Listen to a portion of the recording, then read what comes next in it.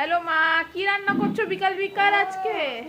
এসেছো? এই যে আমি করছি ডিমের কারি। আজকে আমি ডিমের কারি করবো। এই যে 4টে ডিম ভেজে রেখেছি। আরে বাস, আমার ফেভারিট ডিমের কারি। হ্যাঁ, 4টে ডিম ভেজে রেখেছি এই যে।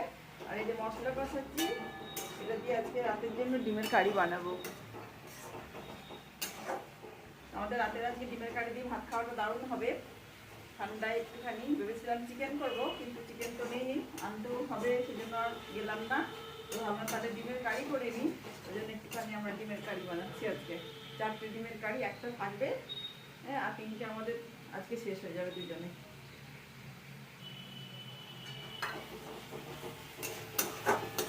মশলা কষাচ্ছি।